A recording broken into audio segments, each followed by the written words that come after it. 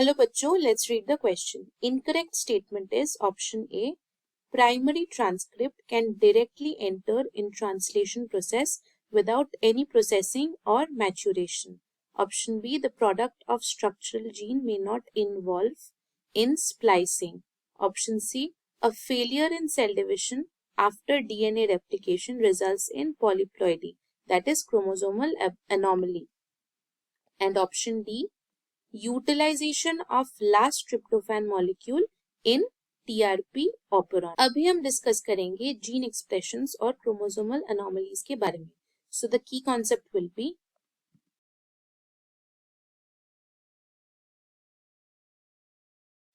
gene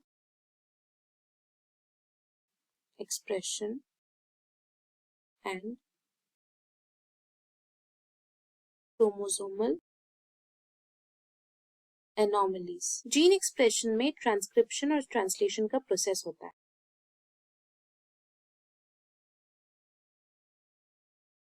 transcription,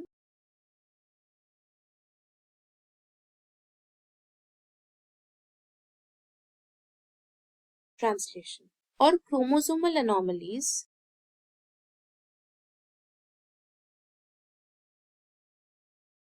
cell division में errors से होती है. Cell division errors. चलिए अभी स्टेटमेंट्स को एनालाइज करते हैं. ऑप्शन ए.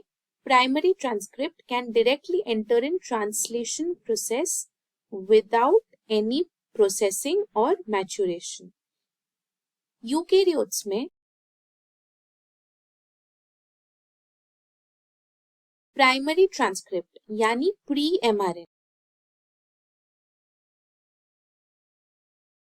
एमआरएनए को प्रोसेसिंग और मैच्योरेशन स्टेप से गुजरना पड़ता है, जैसे कैपिंग, पॉलीएडेनाइलेशन और स्प्लाइसिंग. एंड तब जाके मैच्योर एमआरएनए बनाता है जो ट्रांसलेशन प्रोसेस में एंटर होता है. यूकेरियोट्स में डायरेक्ट ट्रांसलेशन होती है, लेकिन यूकेरियोट्स में नहीं. प्रोकैरियोट्स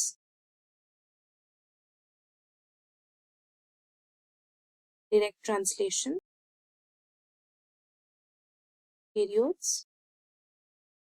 तो ये स्टेटमेंट इनकरेक्ट हो गया. Option B. The product of structural gene may not involve in splicing. Structural gene का प्रोडक्ट जो एमआरएनए है,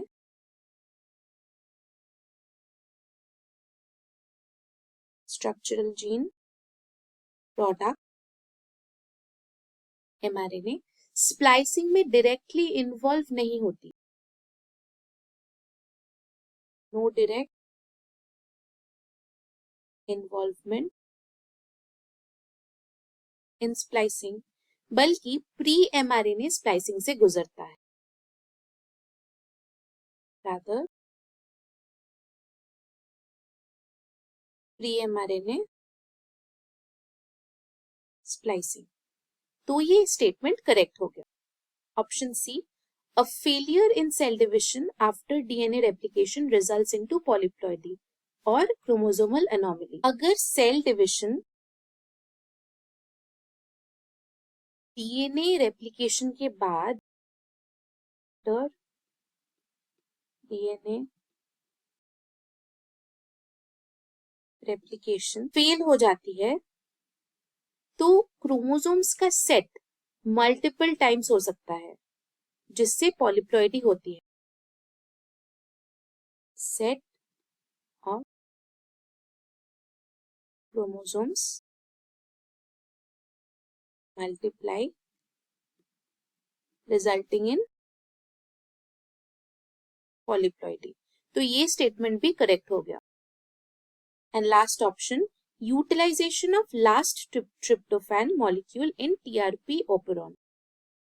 ये स्टेटमेंट एम्बिग्युअस है, लेकिन टीआरपी ओपेरॉन का मैकेनिज्म इन्वॉल्व करता है ट्रिप्टोफैन को, जो रिप्रेसर प्रोटीन के साथ बाइंड करके या बाइंड्स विद repressor प्रोटीन इसके साथ बाइंड करके ओपेरॉन को रिप्रेस करता है जब ट्रिप्टोफैन की सफिशिएंट अमाउंट होती है. Presses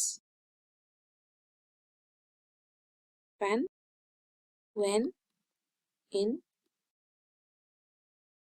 sufficient amount. तो ये स्टेटमेंट ऑलमोस्ट करेक्ट ही है. So our final answer is option A जो इनकरेक्ट है. I hope you understood the concept. Thank you and all the best.